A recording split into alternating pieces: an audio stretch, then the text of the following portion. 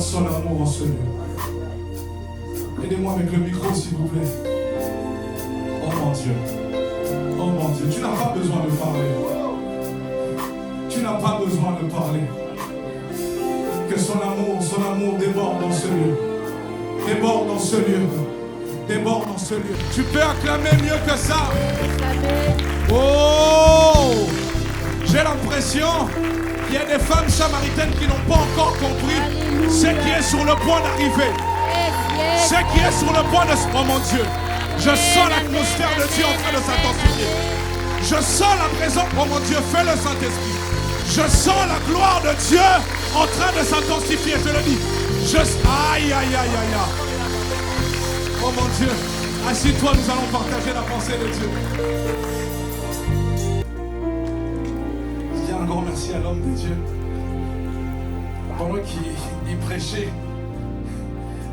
je me demandais, je dis à Dieu, qu'est-ce que je vais raconter? Alors sans plus tarder, nous prenons Jean chapitre 4, nous commencerons à partir du verset 19. J'ai vraiment besoin que tu puisses avoir ta Bible. Parce que nous allons travailler avec tes écritures. Alléluia. Oh mon Dieu. Jean chapitre 4, nous commençons à partir du verset 19. Je lis la version la plus simple.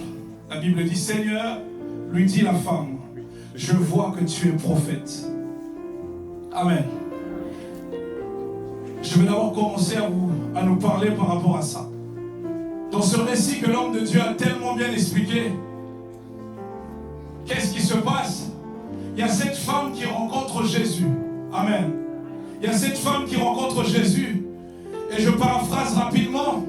Pourquoi cette femme dit à Jésus, je vois que tu es prophète? En réalité, cette femme dit à Jésus, je vois que tu es prophète.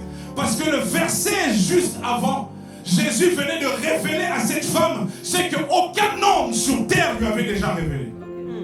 Jésus venait dire à cette femme les choses que même les voisins ou même les sacrificateurs de ce temps n'avaient jamais révélées à cette femme.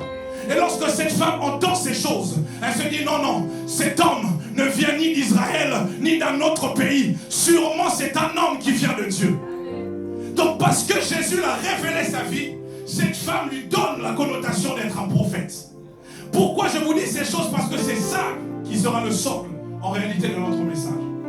Il lui dit, je vois que tu es prophète. J'aime la version Semeur qui va dire, je vais paraphraser les textes, vous l'avez sous vos yeux. La version Semeur est en train de dire, juste après la femme dit à Jésus, dis-moi, qui a raison? Nos ancêtres ont adoré en ce lieu et les Juifs, vous dites que c'est à Jérusalem. Donc par là, je comprends que la révélation que cette femme avait reçue a poussé cette femme à s'interroger sur la véritable adoration qu'il faut rendre à Dieu. Ça veut dire que vous ne pouvez pas comprendre l'adoration, vous ne pouvez pas plonger dans l'adoration aussi longtemps que vous n'avez aucune révélation de la part de Dieu. Donc cette femme a eu la révélation. Elle dit non, je vais lui poser maintenant une question d'un problème qui hante dans mon cœur, d'un problème qui dérange, qui fait que moi je n'arrive pas à aller à Jérusalem. Je suis obligé de rester ici. Elle dit à Jésus, dis-moi en réalité, qui a raison, qui a tort? Est-ce que c'est ici ou c'est là-bas? On comprend que cette femme, ça faisait des années que dans son cœur, elle se posait cette question. Donc cette femme cherchait à comprendre véritablement quelle était l'adoration. Elle cherchait à comprendre véritablement comment et où il faut adorer exactement. Alléluia. Et Jésus, qu'est-ce qu'il est en train de dire à cette femme? Il dit, crois-moi, l'heure vient et elle est déjà venue où ça sera ni sur cette montagne, ni à Jérusalem. L'information que j'aimerais te dire, c'est que cette femme, homme de Dieu, n'avait pas compris que l'heure, c'était Jésus qui l'avait emmenée. J'attends d'abord que tu... En réalité, quand il lui dit, pourquoi je dis ça? Lorsque Jésus arrive, la Bible dit qu'il dit, répandez-vous, car le royaume de Dieu est à la portée des mains. Ça veut dire que la présence de Jésus annonçait déjà que le royaume était là. Donc la présence de Jésus face à cette femme annonçait déjà que l'heure est... Annonçait que Jésus était venu avec un cahier des charges. Il était venu avec un programme divin. Et dans le programme divin, il fallait restaurer l'adoration. Dans le programme divin, il fallait introduire quelqu'un. Je continue. La Bible dit que cette femme, Jésus lui dit, vous adorez ce que vous ne connaissez pas. Nous, on adore ce que l'on connaît. Je vais m'expliquer. En réalité, qu'est-ce que Jésus veut dire? Jésus veut dire que la Bible dit que le salut vient des Juifs. Et avant l'arrivée de Jésus, Dieu travaillait d'une manière particulière. Dieu avait choisi une nation et que cette nation puisse révéler son Père, puisse le révéler, à toute la terre. Donc quand il lui dit que vous ne connaissez pas ce que vous adorez, en fait c'est normal qu'ils ne connaissent pas. Tu le comprends toujours? En réalité c'est normal. Pourquoi? Parce que la nation juive était censée connaître, parce que les prophètes et les patriarches sont des Juifs. En réalité, c'est aux Juifs que Dieu s'est révélé. Mais ce que cette femme ne savait pas, c'est qu'il y avait une suite dans le projet de Dieu. Dieu a commencé par Israël, mais il ne s'arrêtait pas à Israël. Je vais vous dire pourquoi. Parce que Dieu, lorsqu'il vient se manifester quelque part, il a une vision de génération et génération. Même dans votre vie, lorsque Dieu est venu te rencontrer, lorsque tu t'es converti, Dieu ne te voit pas toi. Il voit toi ainsi que les générations qui sont. Donc c'est que les Juifs n'avaient pas compris. Aujourd'hui c'est vous. Mais derrière vous, il y a des générations que Dieu est en train de voir. Je me dis, Jésus l'expliquait, mais les gens ne comprenaient pas. Il dit, j'ai encore des brebis qui sont de l'autre côté. Ah, les amis étaient là, mais ils n'étaient pas assez spirituels pour comprendre que les amis qui étaient de l'autre côté, c'était aussi les Samaritains. Les amis qui étaient de l'autre côté, c'était aussi les personnes qui étaient perdues. En réalité, c'est normal que les Samaritains ne connaissent pas Dieu. Je ne vais pas rentrer dans les détails de ce qui s'est passé, les conflits et tout le reste. Dieu s'est révélé à la nation d'Israël.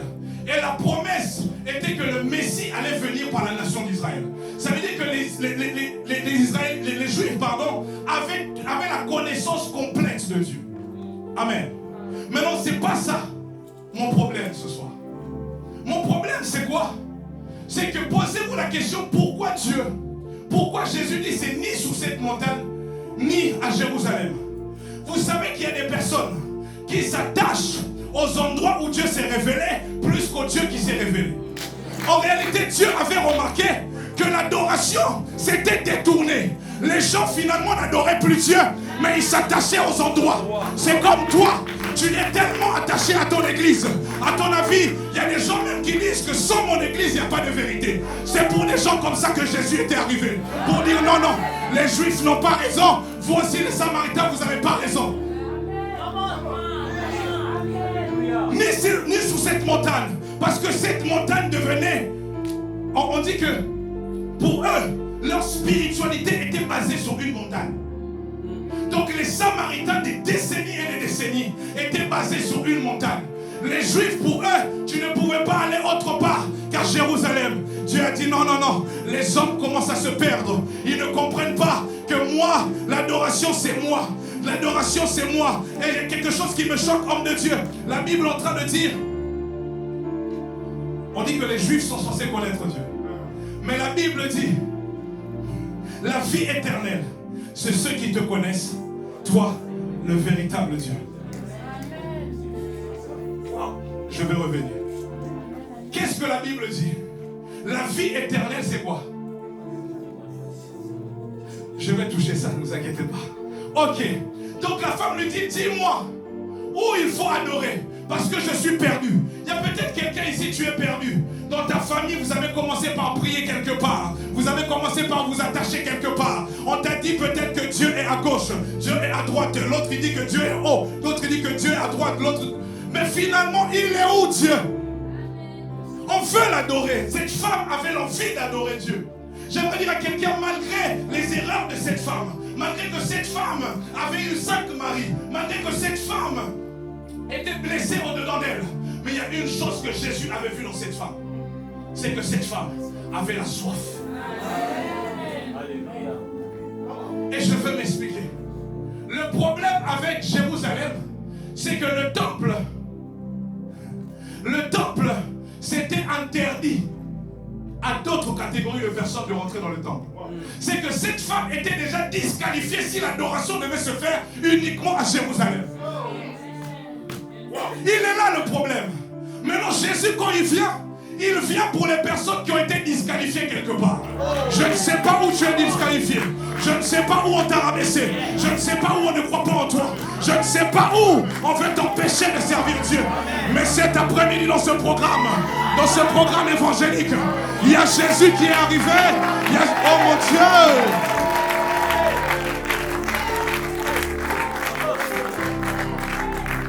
Aide-moi avec le micro, mon ami. Donc cette femme était défavorisée. Premièrement parce que c'est une femme. Je ne vais pas rentrer dans les détails de cette femme. Mais déjà cette femme s'est mariée à plusieurs reprises. Et quand on dit que le mari avec qui tu es actuellement, ce n'est pas ton mari, cette femme en réalité sortait avec un homme marié. Donc elle était normalement disqualifiée. Et déjà elle était samaritaine. Non pas seulement elle était samaritaine, mais elle-même vivait déjà une vie compliquée. Il y avait tous les éléments possibles pour que cette femme ne puisse jamais goûter à la gloire de Dieu. Ne puisse jamais goûter à l'adoration de Dieu.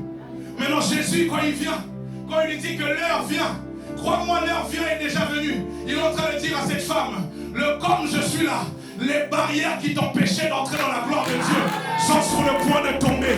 Il est en train de dire à cette femme, crois-moi, que tu sois samaritaine ou pas, que tu sois juif ou pas, que tu sois congolais ou pas, peu importe ton ethnie, mais la gloire de Dieu est disponible maintenant pour tout homme.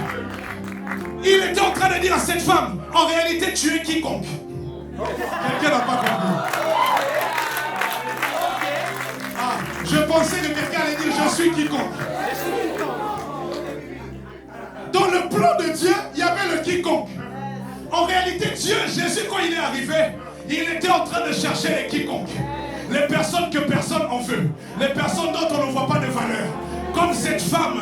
Voilà pourquoi j'ai toujours aimé ce verset. Ce passage commence par comme il fallait qu'il passât par là. Oh! Jésus avait d'autres choix, d'autres chemins. Mais il fallait. Ça veut dire que le temps qui était là, c'était le temps où Dieu voulait appeler maintenant les païens à rentrer dans la gloire de Dieu. Appeler les gens qui étaient abandonnés à rentrer à la gloire de Dieu. Tu dis amen, mais tu n'as pas compris. Tu sais pourquoi? Parce que cette femme, c'est la première personne qui a expérimenté le culte chrétien. C'est la première personne qui a inauguré le culte chrétien. Vous savez pourquoi? Parce que le culte juif, c'était réservé seulement aux juifs. Voilà. Maintenant, elle était païenne. Ça veut dire que le problème, il est là, c'est comme toi. En réalité, tu n'avais pas de place dans la gloire de Dieu. Tu n'avais pas de place dans la présence de Dieu. Tu n'avais pas de... Ah mon Dieu, tu n'avais pas accès à la présence de Dieu. Et c'est le pourquoi que Jésus est venu. Voilà pourquoi j'annonce à quelqu'un ce soir. J'annonce à quelqu'un ce soir. Il y a Jésus qui est venu pour toi. Si tu as été rabaissé, tu as été abandonné, cet après-midi, il y a Jésus qui est là pour toi. Je disais, il y a Jésus qui est là pour toi.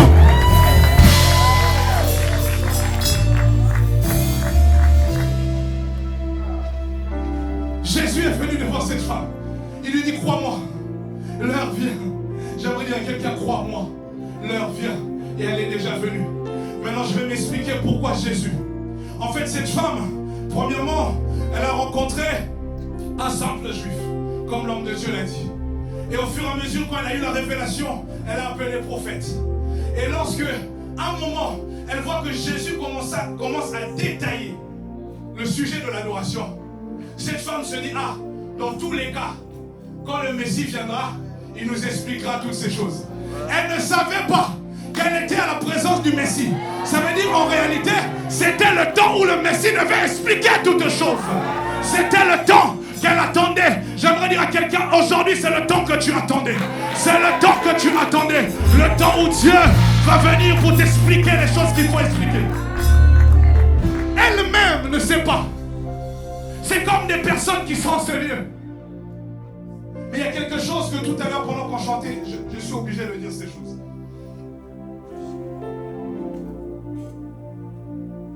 Parce que la pensée de quelqu'un doit sortir, doit changer. Il y a des personnes qui sont attachées à des églises. Il y a des personnes qui sont attachées au service. Il y a des gens qui sont attachés au chant. J'aimerais dire à quelqu'un, ça se trouve même que le chant est devenu ton lieu d'adoration. Oh non, le chant est devenu ton adoration. Donc tu as dit Alléluia dans les rêves. Amen. Le chant est devenu ton adoration. Il y a des gens, votre église est devenue votre adoration. Mais quand Jésus rencontre cette femme, il rencontre cette femme lui pose la question. Où devons-nous adorer? Est-ce que c'est ici ou c'est là-bas? Jésus se met à réfléchir. Il dit, ok, dans le plan de Dieu, au départ, c'était dans la nation juive que je m'étais révélé. Mais Dieu s'est posé la question. Il s'est dit, ok, si je laisse des temples... Ah non. Pasteur, sais-tu que quand cette femme est en train de dire ces choses, le temple au mont Gérizim est déjà détruit? Ça veut dire que les Samaritains n'ont plus de temple. Ils ont juste une montagne. Et Jérusalem, il y a des promesses que Bethel, à un moment, sera néant. En d'autres termes, Jésus vient expliquer à cette femme. Le problème, c'est qu'il y aura un temps où cette montagne va être détruite. Il y aura un temps où Bethel sera détruit. Mais comment je peux faire pour avoir continuellement ton adoration? Il a dit, le projet a changé. Maintenant, je t'introduis dans la paternité de Dieu. Quand tu rentres dans la paternité de Dieu... Attendez les amis.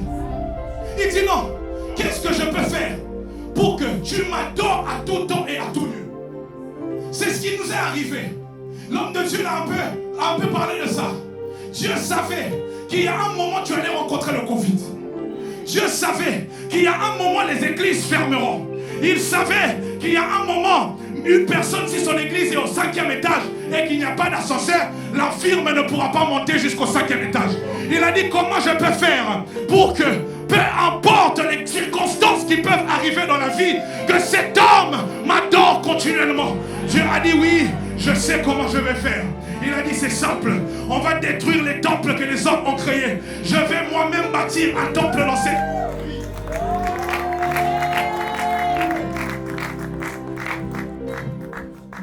Dieu a regardé.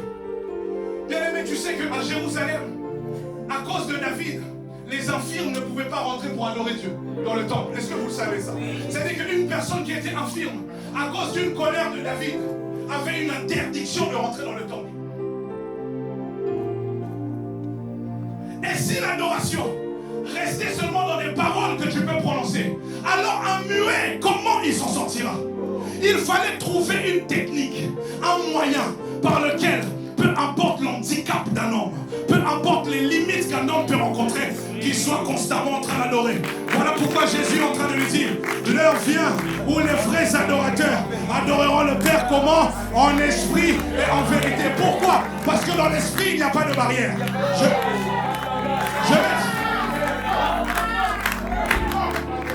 En esprit, il n'y a pas de barrière. S'il y a la persécution, je peux rester chez moi. S'il y a des persécutions, ça ne m'empêchera pas d'adorer Dieu. Si on ferme l'église parce qu'on n'a pas payé le loyer, même devant l'église, on peut se mettre à genoux et on peut adorer Dieu. Parce que la volonté de Dieu a toujours été que l'homme soit près de lui. C'était ça dès le commencement. Dieu a pleuré le jour que Adam s'est détourné de l'adoration de Dieu. Il a dit, Adam, tu es où? Adam, où es-tu? Et Dieu devait restaurer cette relation. J'ai posé la question à quelqu'un qui peut m'expliquer dans le jardin d'Éden comment on adorait. Qui peut m'expliquer? Comment on adorait dans l'Ancien Testament? La Bible dit, créons l'homme, faisons l'homme à notre image et à notre ressemblance, afin qu'il fasse quoi? Ça veut dire que l'adoration que l'homme pouvait rendre à Dieu, c'était le fait de dominer sur ce... Donc, cette relation-là, cette domination a été détruite. Et rappelez-moi qui a rendu le pouvoir à l'homme. Il y a des gens qui ne comprennent pas encore. Pourquoi je te parle de choses? Pour que tu comprennes l'importance de Jésus. Il y a des gens, vous devez comprendre que sans Jésus, vous n'êtes rien. Il y a cette chanson qui dit, si Jésus n'avait pas rencontré cette femme, qu'est-ce que cette femme allait être? Si Jésus n'avait pas croisé la femme samaritaine, qu'est-ce que cette femme allait être? Permettez-moi de partir au désordre. Je ne vais pas prendre. Ok. Homme de Dieu. de vous à moi. Dans l'Ancien Testament, quelle était l'adoration des hommes? Ils faisaient quoi? Les hommes dans l'Ancien Testament ne parlaient pas quand ils adoraient. Ils ne chantaient pas. Ils faisaient des sacrifices. Oh. Mais pourquoi ils faisaient des sacrifices? Parce que quand Adam a péché, il fallait trouver des moyens pour calmer la colère de Dieu. Ça veut dire que l'adoration était devenue un moyen pour calmer simplement. C'est-à-dire quand tu faisais des sacrifices, Dieu a créé tes sacrifices. Ce n'était pas exactement ce que Dieu voulait. Est-ce que quelqu'un me suit? Donc dans l'Ancien Testament, le moyen d'adorer, c'était de rendre des sacrifices. Amen. Donc tout le monde venait rendre des sacrifices. Maintenant, quand Jésus rencontre cette femme, quand il lui dit, l'heure vient où ça sera mis sur cette montagne à Jérusalem où on rendait des sacrifices, il est en train de lui dire, il n'y a plus de sacrifice à rendre, parce que le sacrifice ultime est déjà arrivé. Ça veut dire que si ton adoration est basée sur des sacrifices, tu ne pourras plus adorer. Si ton adoration est basée sur une montagne, la montagne est expirée, parce qu'il n'y a plus de sacrifice à rendre là-bas. Est-ce que je reprends ça? Parce que je pense que tu n'as pas encore compris.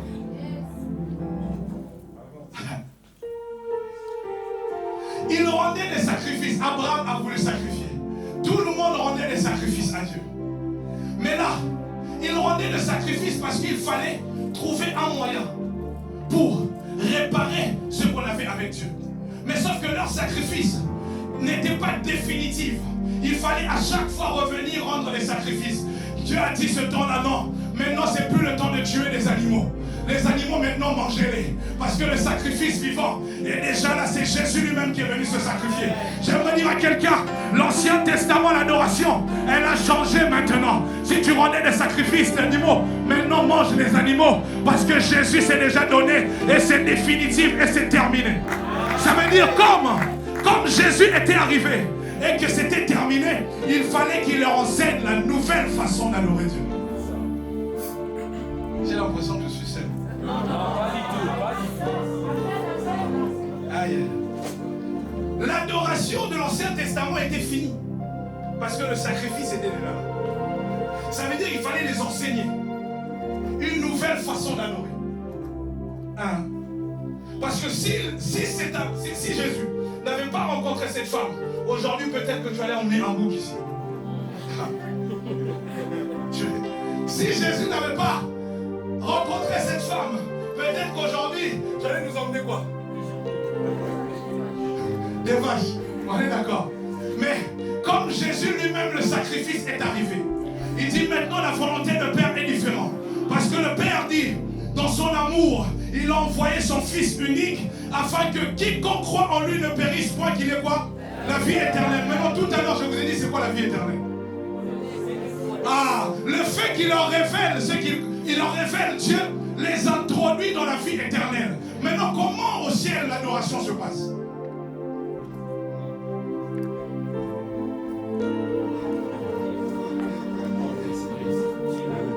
Ils se prosternent. Ah, mais c'est quoi? C'est des êtres quoi? Esprit, des esprits. On est d'accord.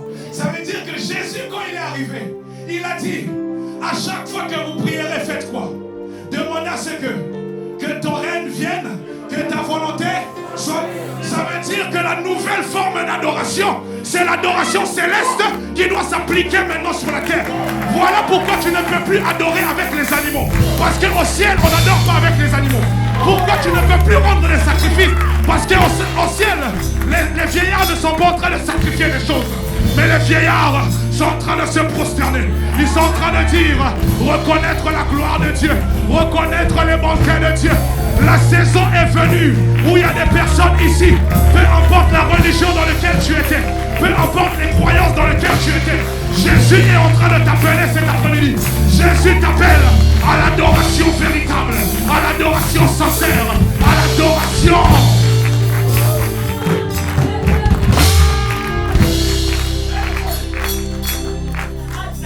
Que ta volonté soit faite sur la terre comme au ciel. Ça veut dire que Jésus dit à cette femme, le modèle divin est maintenant disponible et je suis venu pour l'appliquer. Donc cette femme a commencé le même jour à adorer en esprit, en vérité.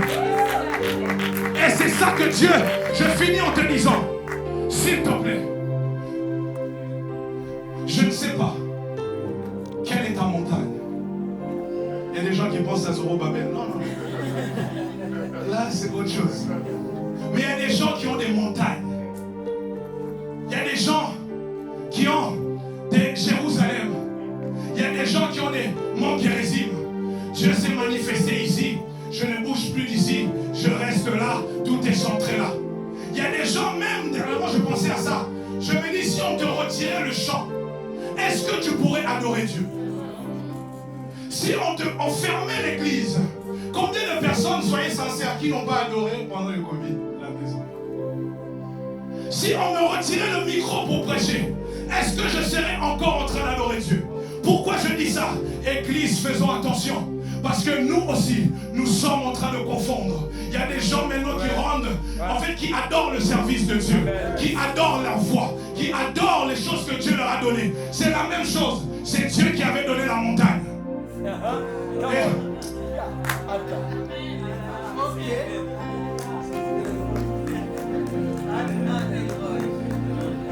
C'est Dieu qui avait donné la montagne.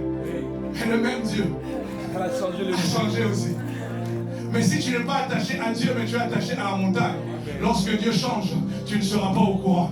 Il y a des gens en ce lieu, Dieu a déjà changé de posture, Dieu a déjà changé de position.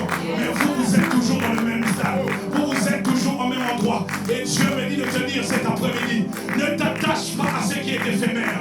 Dis-toi que Dieu ne réside pas dans les maisons faites d'hommes. Ça veut dire plus belle qui peut être ton église.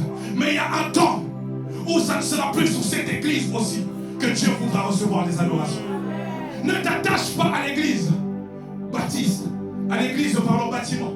Ne t'attache pas à ta foi. Ne t'attache pas à tes dons. Parce qu'il y a un jour où tes dons ne serviront pas. Pourquoi? Parce que adorer en esprit fait que même lorsque l'homme meurt, il est toujours en train d'adorer. Parce que si je te laisse seulement la montagne pour adorer, le jour où tu meurs, tu n'auras plus accès à la montagne, donc comment tu vas adorer? Mais adorer en esprit, c'est rentrer dans la dimension dans la dimension de Dieu.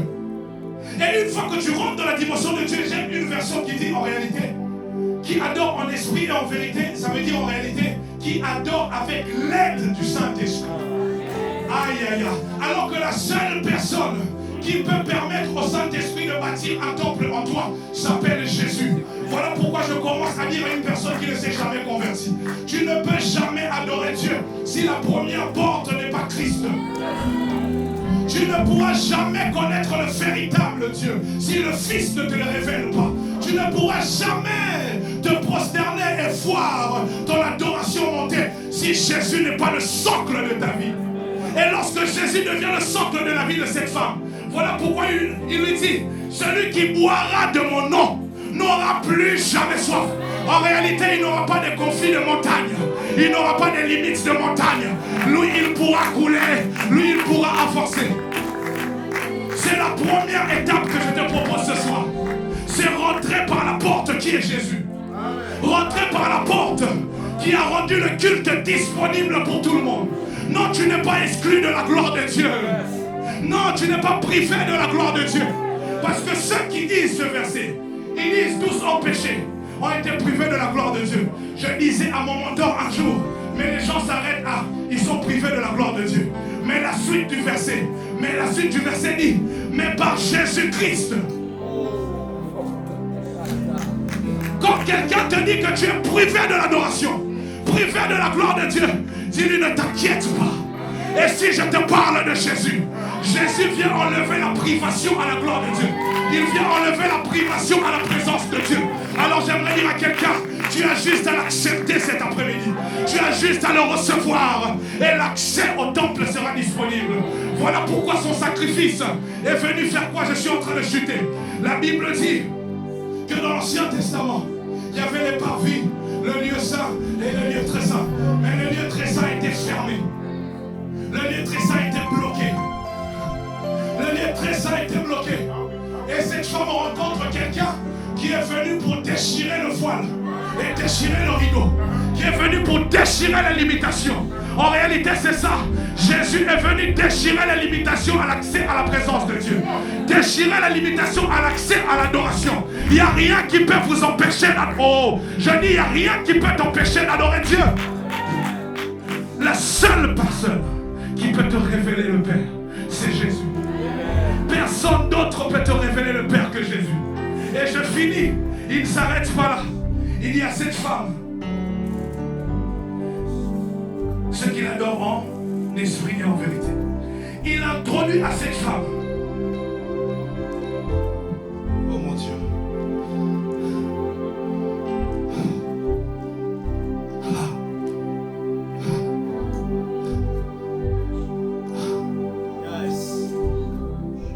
Dieu venu nous dire, il y a des personnes ici qui sont comme la femme samaritaine. Délaissée, rejetée, abandonnée, refusée des hommes. Personne ne veut de toi, aucune église ne veut de toi, aucun homme ne veut de toi. Tout le monde te refuse. Mais ce message est pour toi cet après-midi. Je ne sais pas c'est qui. Une personne qui se posait 1000 questions. Ah mon Dieu, Saint-Esprit, Saint-Esprit.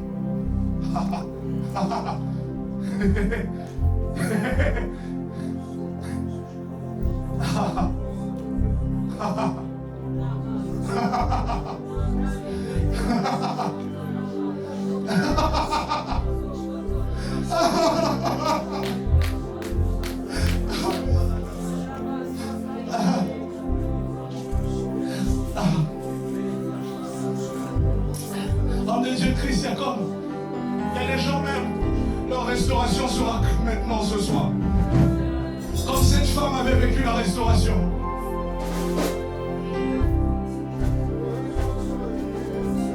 Ta pluie doit tomber aujourd'hui.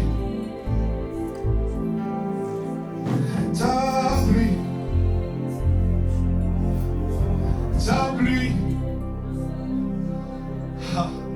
Ta pluie doit tomber.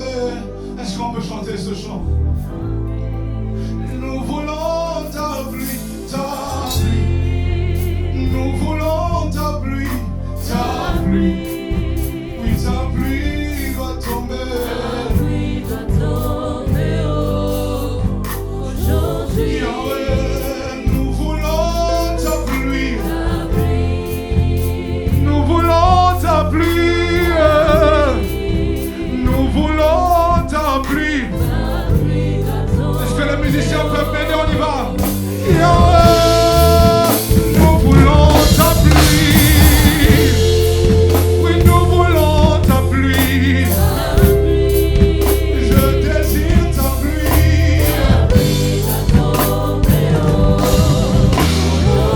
Alléluia. Je veux finir. Restez comme ça.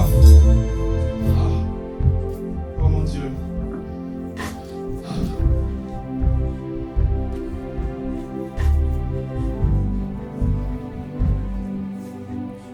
Oh mon Dieu. Oh mon Dieu.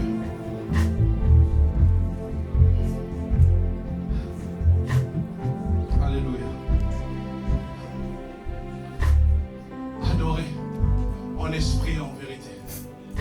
En réalité, Dieu veut que je te dise ce soir que pour que son adoration soit permanente, il s'est dit non, je vais faire mon temple dans l'homme afin que tout ce que l'homme va faire, ça soit une adoration. Voilà pourquoi dans le livre de Corinthiens on dit, quoi que vous fassiez,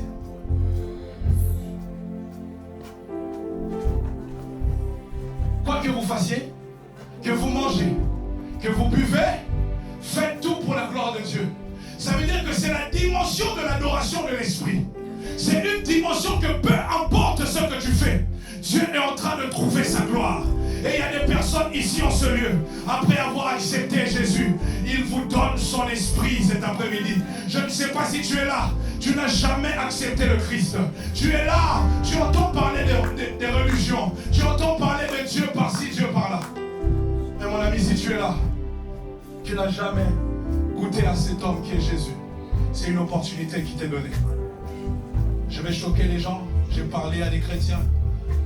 Mais mon rôle, c'est aussi les brebis qui sont de l'autre côté. Je ne sais pas si tu es là. Tu as entendu parler de Jésus.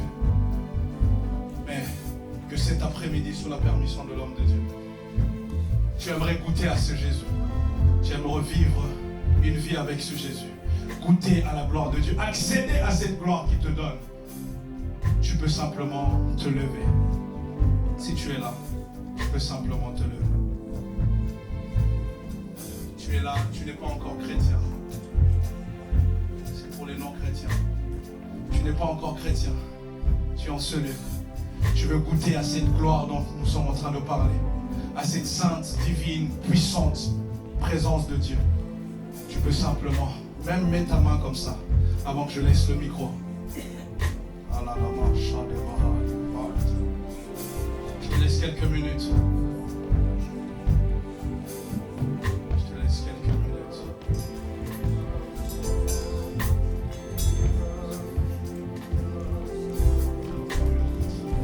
Il y a encore une autre personne.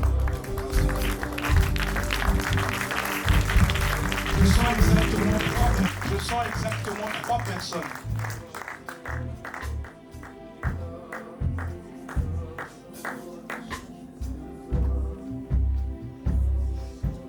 Bien-aimé, tu gardes les yeux fermés.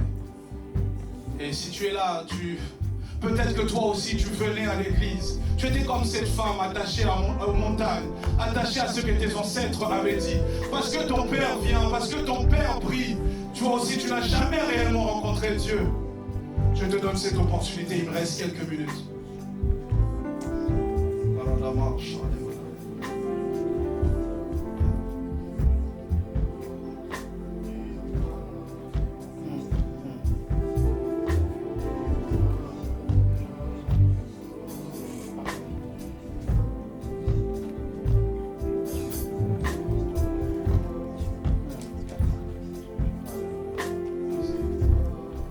Je sens, il reste 2 personnes, j'ai senti 3 personnes exactement. Peut-être aussi tu viens à l'église, tu pries comme tout le monde, mais tu n'as jamais rencontré Jésus. Tu n'as jamais eu l'opportunité de l'accepter. Alors je te donne l'opportunité cet après-midi, s'il te plaît. Il reste 2 personnes rapidement et nous allons laisser le micro.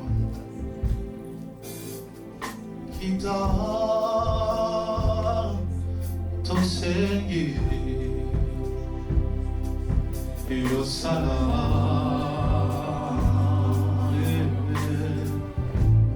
Molimo Kitai,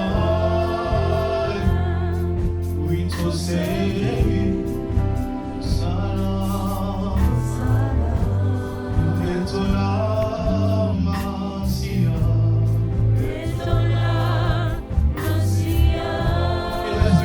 Que Dieu te touche.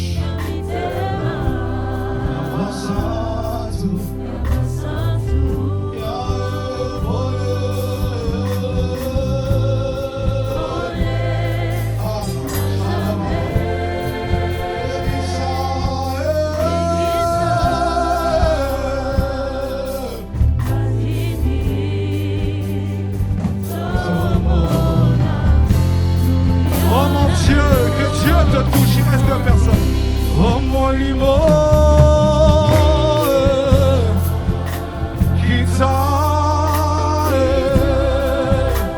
Kita, papa, Kita, s'il te plaît, nous avons besoin de ta présence. Mon limon, Kita,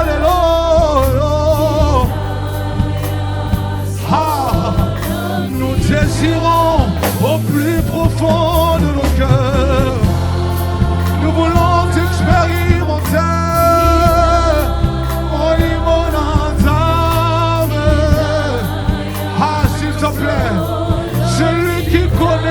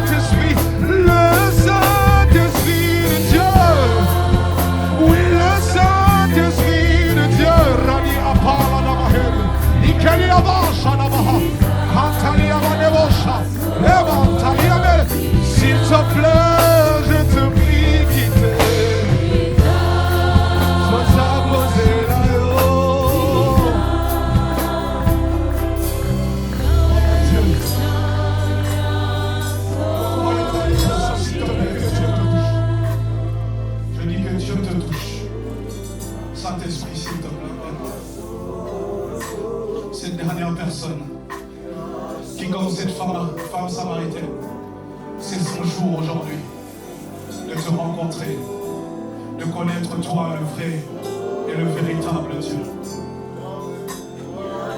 Cette personne qui avait l'habitude d'adorer, l'habitude d'aller à la montagne, mais en réalité qui ne connaît pas Dieu, c'est toi que Dieu cherche aussi aujourd'hui.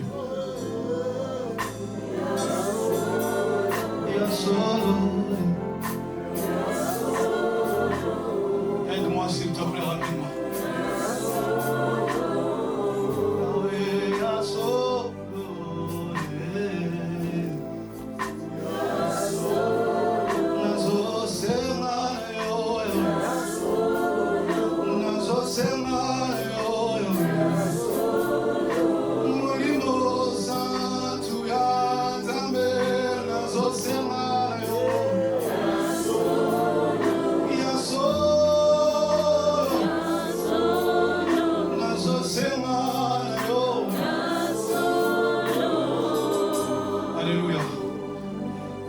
Peuvent rester là. Et pour toi qui es encore assis, je finis en te disant, mon ami, tu es le temple du Saint-Esprit. Tu es le temple du Saint-Esprit. Et lorsque Dieu veut te dire que tu es le temple du Saint-Esprit, il te demande d'être constamment une adoration pour lui. L'adoration n'est pas le lieu, c'est toi. L'adoration, c'est rien d'autre, c'est toi. C'est pas une parole, l'adoration, c'est pas des chants, mais c'est toi. Et s'il te plaît, un jour viendra où le maître, où cet époux, où cette merveilleuse personne, où ce merveilleux Dieu viendra pour nous récupérer. Et lorsqu'il nous prendra, il nous emmènera dans cette gloire éternelle. Comme nous serons déjà habitués à cette gloire, comme nous serons déjà habitués à ces saintes présences, on sera en train de l'adorer. Et il y a des personnes que Dieu veut que vous puissiez l'adorer continuellement. Il y a des personnes que Dieu souhaite que tu l'adores continuellement.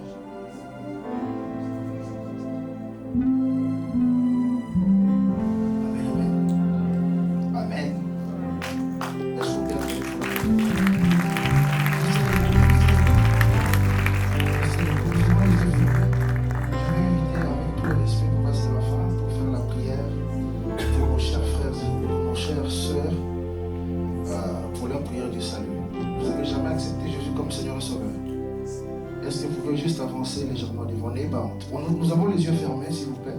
C'est pas un spectacle. Alléluia. C'est très merveilleux. Nous sommes réellement bénis. Que Dieu te bénisse. Ça, c'est la mission que Dieu nous a envoyée. Et vous, est-ce que quelqu'un peut me lire dans Luc? Excusez-moi, je ne vais pas abuser du temps. Luc chapitre 19, verset 32. Si ma mémoire fonctionne encore bien, tu peux commencer à partir du verset 30 jusqu'au 32. Et ensuite, nous avons prié pour nos bien-aimés. Dieu vous aime.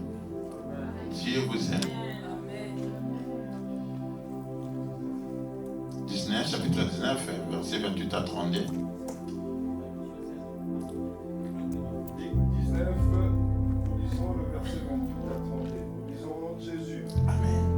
Après avoir ainsi parlé, Jésus marcha devant la foule pour monter à Jérusalem. Lorsqu'il approcha de Bethphagée et de Béthanie, vers la montagne appelée montagne des Oliviers, Jésus envoya 2 de ses disciples en disant: allez au village qui est en face. Quand vous y serez entrés, vous trouverez un ânon attaché, sur lequel aucun homme ne s'est jamais assis. Détachez-le et amenez-le. Si quelqu'un vous demande pourquoi détachez-vous, vous lui répondrez: le Seigneur en a besoin. Verset 32. Ceux qui étaient envoyés allèrent et trouvèrent les choses comme Jésus leur avait dit. Parole de Dieu. Amen. Alors que le Saint-Esprit vient de parler, parce que la Bible dit dans le psaume, poussé par le Saint-Esprit, que les hommes ont parlé. L'organisation de cet après-midi, c'est le Saint-Esprit qui a permis.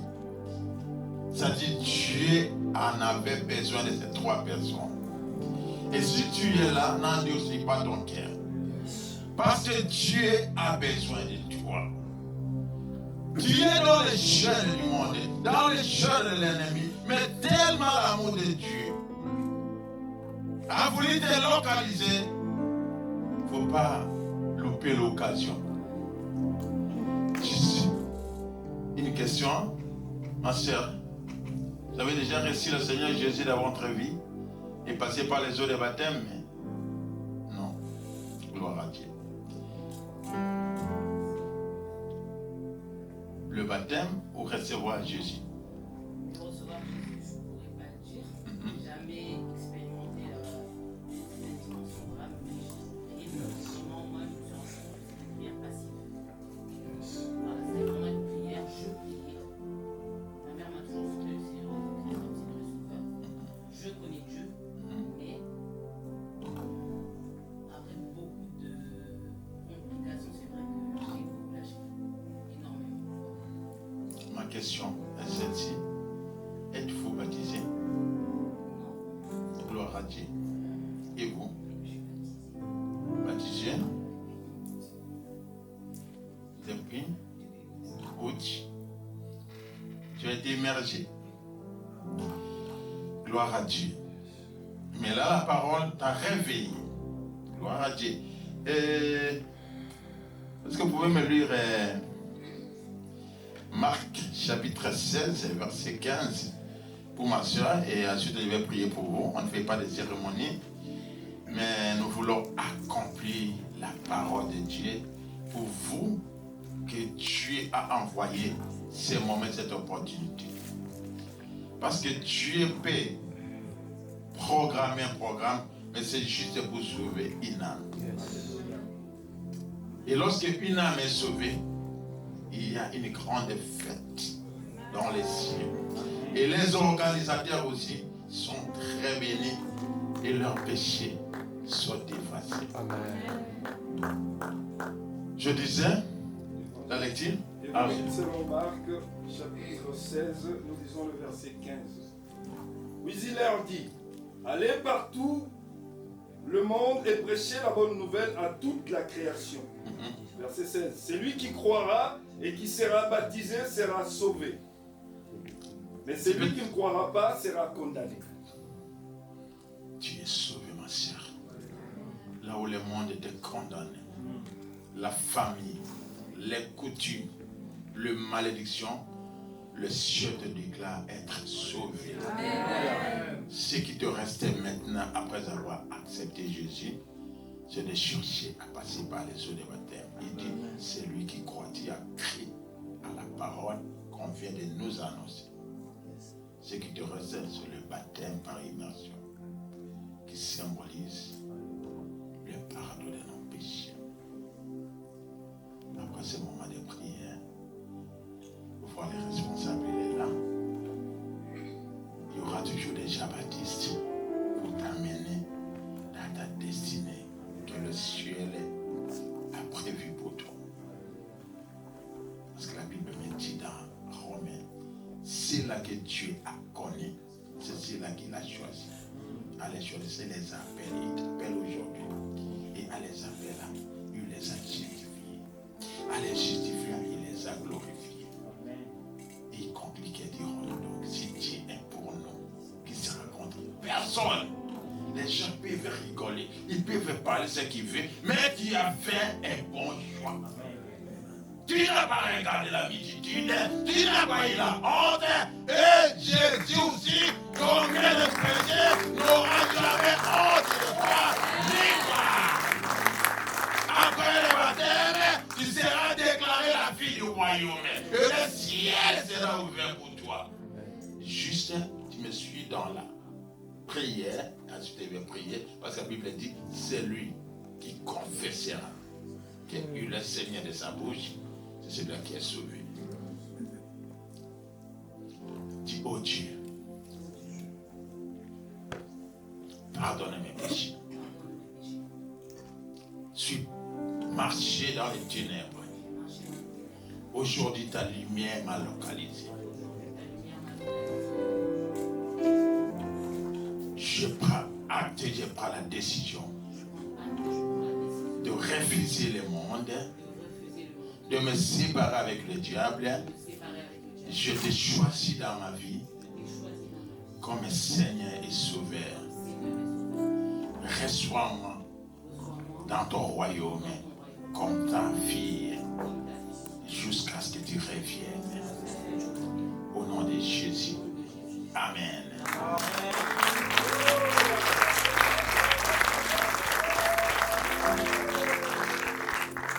Je vais prier pour vous. À signe d'humilité, comme il est écrit, tout genou fléchira et toute langue confessera. La langue a confessé. Humiliez-vous devant ça, pas devant moi. Moi aussi, je suis un homme comme vous. Éternellement, très Dieu, je viens au-devant de toi célébrer ta fidélité. Tu es fidèle parce que ce que tu as dit d'avance, c'est ce que nous sommes en train de vivre. Quand je regarde l'atmosphère de cette journée, je te rends grâce parce qu'il y a encore des brebis qui sont hors de la clos. Et dans ton amour, tu as voulu, Seigneur, que ces âmes soient sauvées. À ce moment, qu'ils ont dit oui pour Jésus, le diable est en train de graisser les dents. Et dès maintenant, il n'appartient plus au monde, mais que ta main puissante regarde et les protège. En particulier pour ma sœur qui a accepté Jésus jusqu'à ce qu'elle va aller dans ses eaux de baptême. Qu'elle soit gardée par les sang de l'agneau qui a coulé. Il y a de cela témoin sur le mot qu'avait à Golgotha. Et que le sang de Jésus soit les ceintures de sécurité. Là où il y avait des combats, là où il y avait des obstacles, là où il y avait toutes les choses qui pouvaient ôter la joie, que le ciel les ouvre. Qu'une bénédiction exceptionnelle la localise. Et que la main de Jésus commence à le faire marcher dans la lumière jusqu'à dans le lieu de l'éternité. Pour ma sœur, vie éternelle, la Bible dit, quand quelqu'un tombe, ne peut plus se révéler et se réveiller encore. Dieu est celui qui nous donne la force de bifler. Tu connais ma sœur mieux que moi.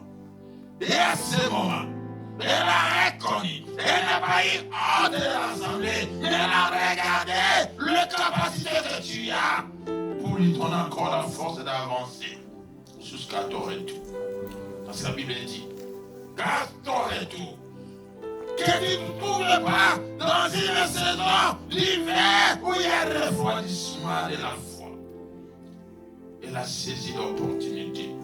Elle a fait violence. Que le Saint-Esprit soit maintenant au contrôle de son âme, de son corps et de son esprit. Loin d'elle, tout ce qui était comme des amalgames, de tentation de l'ennemi. Visite la Seigneur d'une manière extraordinaire, parce que tu es un Dieu extraordinaire. Si tu as des messages à lui donner, si tu as à lui montrer, à lui enseigner, parle-la particulièrement après ce moment, Seigneur, le rendez-vous de vos adorateurs. Qu'elle soit bénie dans l'âme, dans le corps et dans l'esprit. Au nom de Jésus, que je ainsi prié. Amen. Que Dieu vous bénisse. Vous aurez le temps de prendre avec les gens qui étaient d'accord de son ministère. Seigneur, que pour le mal